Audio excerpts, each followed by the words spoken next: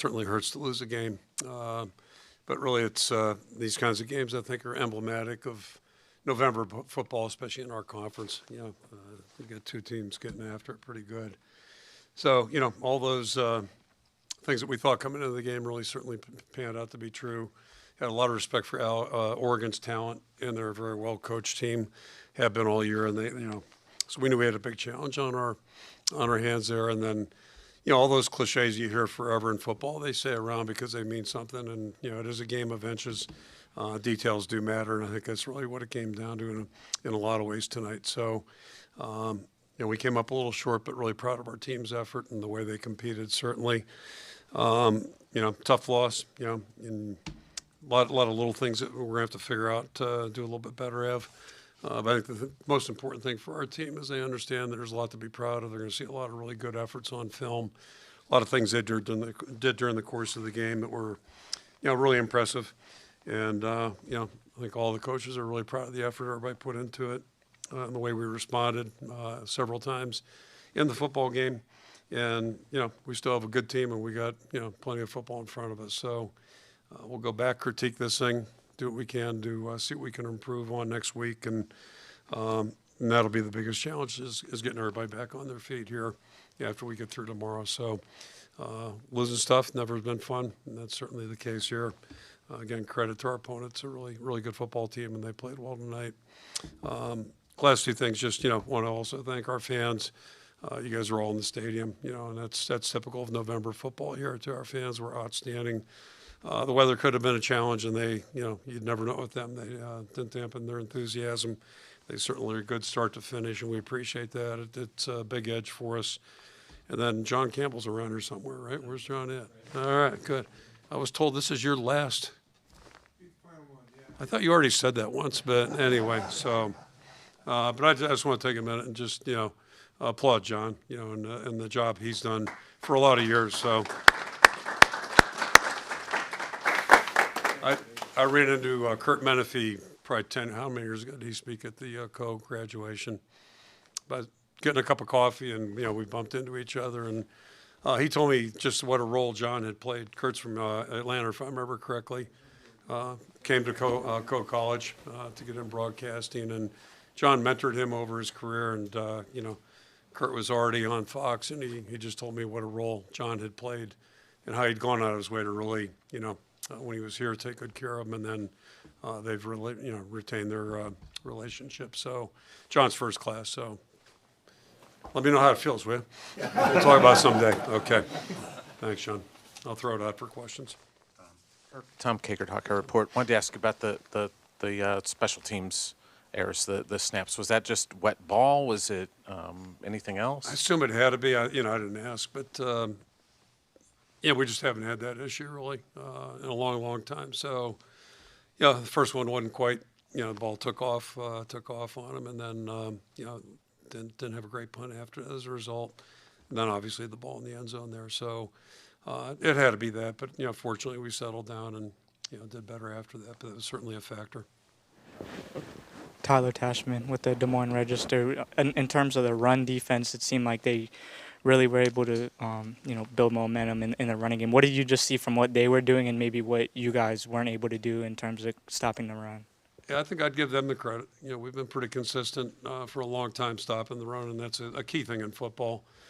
Yeah, it was a factor tonight certainly because, it's just tough to play good defense if you're not controlling the run or at least minimizing some of the bigger plays and that type of thing. So. Those guys, you saw them out there. They're a big physical group up front. We knew that was going to be a challenge. And then their backs are really good. They've got really three really good backs back there. And the freshman kid's really given them a good – they've started to lean on him a little bit more. He's done a great job as well. So I don't think – it wasn't like we were terrible. I think they were good. And, we're going to have to obviously try to minimize that moving forward. I don't think it's going to become a problem for us, but – we'll address it and see what we can do better. Chad Leistikow, Des Moines Register. You honored the 15 team here in this game. Brings back memories of the Big Ten title game a little bit. You get that euphoric score on one end and then give up a crushing loss on the other by 2. And I'm just kind of curious how you as a coach process this, like crushing defeat and trying to pick your team back up, like with a lot of dreams now gone. Well, yeah, I mean, I'm not big on the dream thing, but it's really the second loss like this to this year, in my opinion, where, two teams are just going back and forth and competing really hard. And coincidentally, both those teams we lost are really good. And I think, we might be in that category too. We're not far off.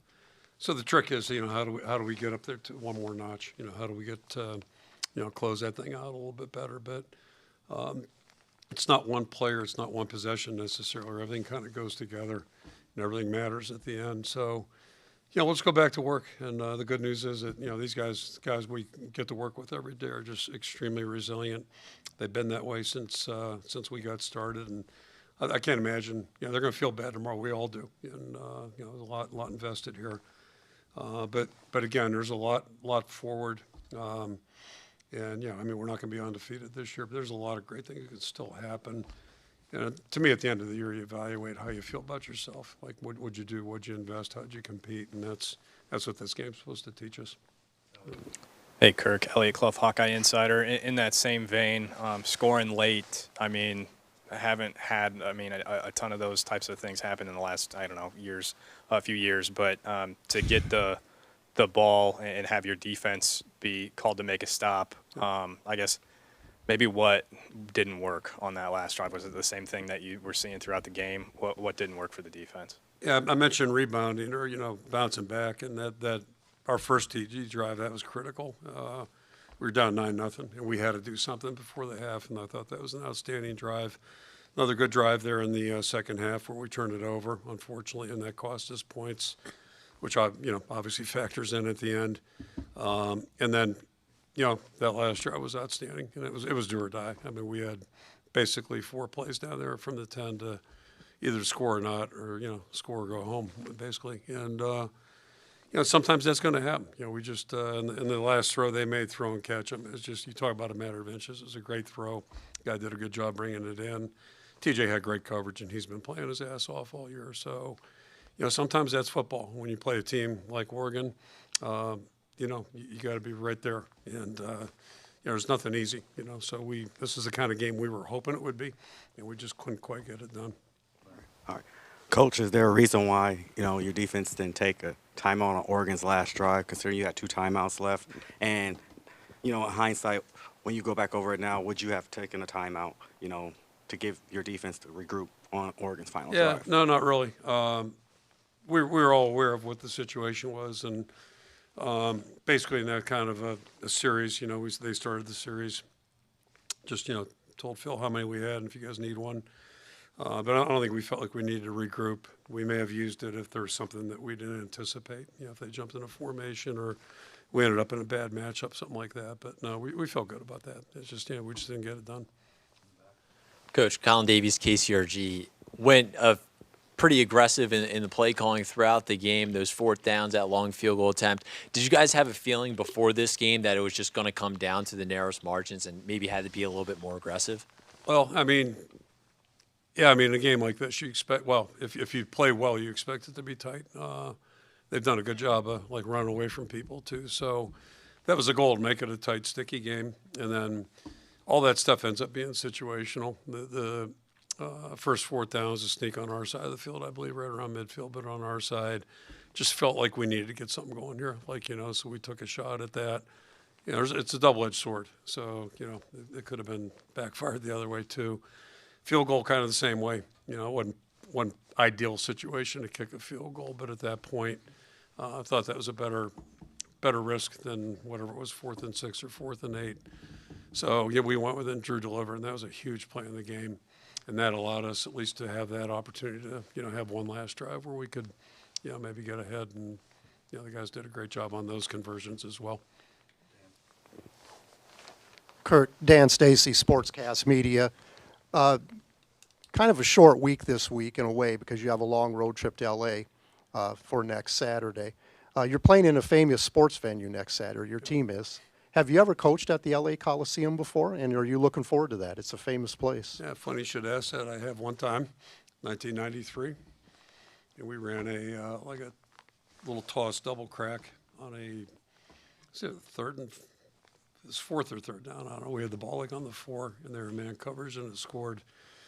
And probably the most interesting thing, well, two most interesting things was after the game, I remember calling my wife, I think it was, on a payphone out in the, what do you call those things? You know, the hallways outside. There's a better name for it in the stadium. And I also remember the Raiderettes as you come out. We were playing the Raiders, and that was distracting. Intentionally, they line up right by the visitors' locker room. So I doubt we'll see that this week, but, you know, it's going to be a big challenge. I know that. Last question, Mike. Mike Gazette. Kirk, adding to this, what you're facing in the next week, I would imagine, is about as difficult a challenge as it gets for a coaching staff. What are the most important things about getting off the carpet? Yeah, let me get backtrack for 1 second. So, like, I think probably anybody that follows football at all would have said this is going to be a tough stretch, you know, in the bye week, looking at our schedule back in the off season. You got a team like Oregon you expect is going to be really good. USC's always been good. Then you come back and, you know, you're playing at home, Michigan State, and all the conference games are tough. So, you know, you got a road trip. But the biggest thing is just how we choose to handle it. And we'll look at it tomorrow. I don't think anybody has a false expectation. Anybody's going to be feeling great tomorrow. It's just the way it is. When you lose, it's never fun. But that's where the 24-hour rule comes into effect. And, you know, we'll be on the field Monday morning, and we got to move on. You got to move on physically. That's easy. But the mental part, you just can't let it linger because there's still a lot of football ahead. And, you know, I've been through a lot of seasons like this where things turn out really good at the end, but it only happens if I'm sitting here thinking about 08, I guess. You know, we're 3-3 at one point, 6-4 or whatever it was, and then just, you know, we won 5 out of our last 6. I remember that. Feel good about it, as good about that season as any season we've had. That was a top 20 team. I think we ended up 20th in the country. So, you know, you can't look behind. I mean, we'll look behind tomorrow, and then we're moving forward, and you got to do it. It just, if you can't, you probably shouldn't be doing this. You know, it's just the way it is. Okay, thank you. Congratulations, sir. Yeah. I'll never forget that. He's sitting back there, we made eye contact. It was like he knew me, I knew him. He told me a story. I was like, that's unbelievable. I'm not surprised. He's a good guy. Really good guy. Good